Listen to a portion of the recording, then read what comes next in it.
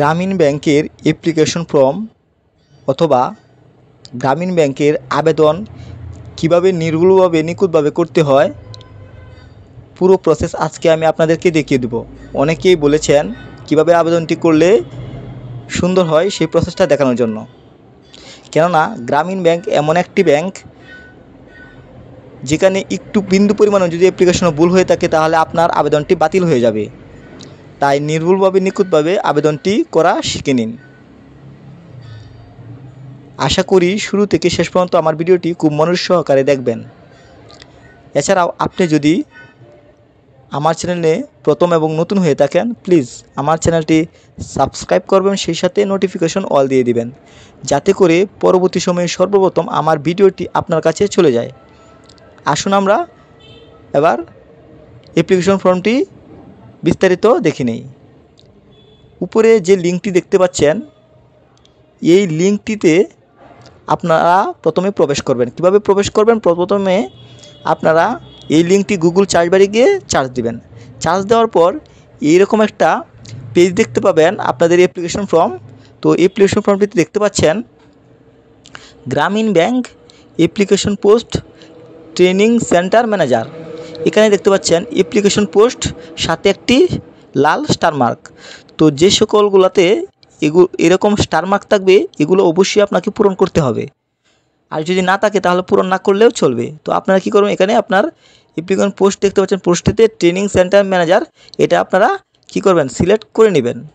দেন তারপর আপনারা কী করবেন পার্সোনাল ইনফরমেশনে ফুল নেম অফ ক্যান্ডিডেট, এখানে আপনার আবেদনকারীর নামটা সেই নামটা এখানে দিয়ে দিবেন।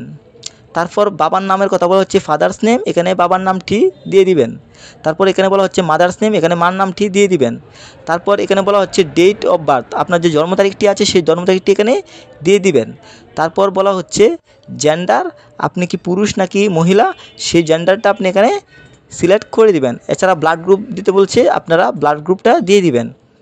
এছাড়াও দেখতে পাচ্ছেন আপনি কি বিবাহিত নাকি অবিবাহিত ম্যারিটাল স্ট্যাটাসটা দিয়ে দিবেন। অবিবাহিত থাকলে অবিবাহিত, বিবাহিত থাকলে বিবাহিত দিয়ে দিবেন। এছাড়াও রিলিজন ইসলাম, আপনি কি হিন্দু ধর্ম নাকি মুসলিম ধর্ম সেই ধর্মটা আপনার এখানে সিলেক্ট করে দিবেন। তারপর ন্যাশনালিটি, আপনি কি বাংলাদেশি হয়ে থাকলে আপনি এখানে বাংলাদেশি লিখে দিবেন। এছাড়াও ন্যাশনাল আইডি কার্ড, আপনার যদি জন্ম নিবন্ধন কাগজ থাকে সেই জন্ম নিবন্ধন নাম্বারটা দিবেন, আর যদি না থাকে তাহলে ভোটার আইডির নাম্বারটা দিয়ে দিবেন। তারপর দেখতে পাচ্ছেন হাইট ইন সিএম, আপনাকে হাইটটা দিতে হবে সিএম অনুযায়ী, আপনি ফিট দিলে হবে না।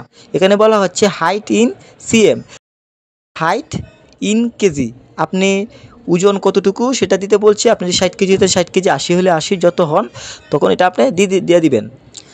তারপর বলা হচ্ছে পার্মানেন্ট অ্যাড্রেস, তো আপনাকে পার্মানেন্ট অ্যাড্রেস মানে কি স্থায়ী ঠিকানা দেওয়ার জন্য বলা হচ্ছে। যেমন আপনি কান্ট্রি দিবেন, তারপর ডিভিশন আপনি কোন বিভাগে আছেন সেটা দিবেন, তারপর উপজেলা দেওয়ার জন্য বলতেছে, তারপর গ্রামের বাড়ি যে নামটা বা গ্রামের নামটা দিবেন, তারপর পোস্ট কোড দিবেন, আপনার যে পোস্ট কোডটা সেটা দিবেন, হোম ডিস্ট্রিক্ট দিবেন, ইউনিয়ন ওয়ার্ড দিবেন, পোস্ট অফিস দিবেন। এগুলো খুব সুন্দরভাবে পূরণ করবেন। পূরণ করার পর যদি সব ঠিকঠাক থাকে তাহলে ই permanent and present address same, আপনার পার্মানেন্ট এবং প্রেজেন্ট অ্যাড্রেস যদি একই হয়ে থাকে তাহলে প্লিজ ক্লিক দ্য বক্স, আপনি বক্সটিতে ক্লিক দিলে পার্মানেন্ট মানে স্থায়ী অ্যাড্রেস এবং কি বর্তমান অ্যাড্রেস একই হয়ে যাবে। আর যদি আপনি মনে করেন যে না আমি বর্তমান অ্যাড্রেস এবং কি স্থায়ী অ্যাড্রেস আলাদা দিতে চাই তাহলে এখানে ক্লিক করার কোনো প্রয়োজন নেই। তারপর আপনি আপনার বর্তমান অ্যাড্রেসটা এখানে দিয়ে দিবেন। আর যদি এখানে একই থাকে তাহলে আপনি বক্সে ক্লিক করার পর দুইটা সেম হয়ে যাবে। দেন তারপর আমি দেখাবো এডুকেশনাল কোয়ালিফিকেশন প্রসেসটা। তো আপনাকে এখানে ডিগ্রি নেম, আপনি এসএসসি হলে এসএসসি দেবেন, এসএসসি হলে এসএসসি এখানে সিলেক্ট করে দিবেন। তারপর গ্রুপে দিতে বলতেছে, আপনি যদি জেনারেল হয়ে থাকেন জেনারেল, আপনি যদি টেকনিক্যাল হয়ে থাকেন টেকনিক্যাল, যে কোনো গ্রুপ আপনার যেটাতে হয়ে থাকেন সেটা সিলেক্ট করে দিবেন। তারপর আপনাকে বোর্ড দিতে হবে, আপনি কোন বোর্ড থেকে পাস করছেন সেই বোর্ডটা আপনাকে দিয়ে দিতে হবে। তারপর দিতে হবে রেজিস্ট্রেশন নাম্বার, তারপর দিতে হবে রেজাল্ট টাইপ, আপনি কি কত স্কেলে পাস করছেন। স্বাভাবিক এসএসসি এসএসসি 5 স্কেলেই মানুষ পাস করে। তার অবটেন্ড মার্কস আপনার যদি তাকে দিবেন না হলে দিবেন না, যেমন আপনি কি 700 মার্ক পাইছেন নাকি 800 মার্ক পাইছেন সেটা থাকলে দিবেন, না হলে দিবেন না। তারপরে এখানে দেখতে পাচ্ছেন পাসিং ইয়ার, আপনি কত সালে পাস করছেন সেটা দিয়ে দিবেন। তারপর আপনি যে স্কুল থেকে পড়াশোনাটা করছেন বা পাস করছেন সেই স্কুলের নামটা দিয়ে দিবেন, রোল নাম্বার দিয়ে দিবেন, এমনকি আপনার পয়েন্ট কত নাম পেয়েছেন সেই পয়েন্টটা দিয়ে আপনি প্লাস অ্যাড এডুকেশন কোয়ালিফিকেশনে ক্লিক দিয়ে দিবেন। এখানে ক্লিক দেওয়ার পর কিন্তু আপনি এখানে দেখতে পাচ্ছেন এখানে শো করবে এডুকেশনাল লিস্ট লিস্টটা কিন্তু এখানে শু করবে। আপনি এসএসসি এরকম কোয়ালিফিকেশন কিন্তু শু করেছি। তারপর ঠিক সেম ওয়েতে আপনার আবার এখানে এসএসসিটা সিলেক্ট করে নেবেন। ঠিক সেম ওয়েতে আপনারা এবার পূরণ করে অ্যাড এডুকেশন কোয়ালিফিকেশন ক্লিক করার পর এখানে কিন্তু এসএসসি এবং এসএসসি দুটোই কিন্তু কোয়ালিফিকেশন শু করবে। যদি সব কিছু ঠিকঠাক থাকে তারপর আপনারা নিচে চলে যাবেন। নিচে যাওয়ার পর দেখতে পাচ্ছেন মোবাইল নাম্বারটা সচল একটা মোবাইল নাম্বার দেবেন, কারণ আপনাদেরকে কনফার্ম করা হবে মোবাইল নাম্বার, এবং কি হতে হবে কি 11 ডিজিট, মানে কি 11 ডিজিটের ভিতরে হতে হবে, মানে 11 ডিজিট হতে হবে। এছাড়া ইমেল অ্যাড্রেসটা সচল রাখবেন। ইমেল অ্যাড্রেসতে ইমেল করতে পারে, তো কারেক্ট ইমেল অ্যাড্রেসটা দিয়ে দিবেন ইন স্মল লেটার, এবং কি ইমেল অ্যাড্রেসটা হতে হবে ছোটো হাতের অক্ষরে। তারপর দেখতে পাচ্ছেন এক্সপিরিয়েন্স না, আমি এখানে এক্সপিরিয়েন্স না দিয়েছি। এখানে বলা হচ্ছে আপনার যদি অভিজ্ঞতা থাকে তাহলে অবশ্যই 50 সংখ্যার মধ্যে 50 ক্যারেক্টার, মানে কি 50 সংখ্যার মধ্যে আপনি কি করবেন অভিজ্ঞতাটা দিয়ে দিবেন। আর যদি না থাকে তাহলে এভাবে শুধু না লিখে দিবেন, ঠিক আছে। এছাড়াও দেখতে পাচ্ছেন যদি না দেন তাহলে এখানে এক্সট্রা কারিকুলাম অ্যাক্টিভিটিস এটা দিতে হবে। দেন তারপর নিচে নামবেন, তারপর ক্যান্ডিডেট ইমেজ দিবেন হচ্ছে আপনার হাইট হবে 300, ওয়াইট হবে 300, দেন ম্যাক্সিমাম কেবি হবে 100 কেবি। পাশাপাশি আপনার সিগনেচার দেবেন হচ্ছে ম্যাক্সিমাম 60 কেবি 300/80।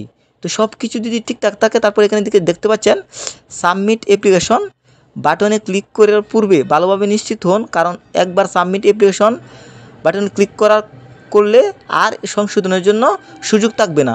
দেন সাবমিটে ক্লিক করে দেবেন। সাবমিটে ক্লিক করার পরে কিন্তু আপনার আবেদনটি হয়ে যাবে। সবশেষে আমি একটা কথা বলে রাখি, রেফারেন্স যদি আপনি না দেন তাহলে কিন্তু আবেদনটি সাবমিট করা সম্ভব না। তাই আপনাকে অবশ্যই রেফারেন্স দিতে হবে টু ক্লোজ রিলেটিভ অথবা আদার্স।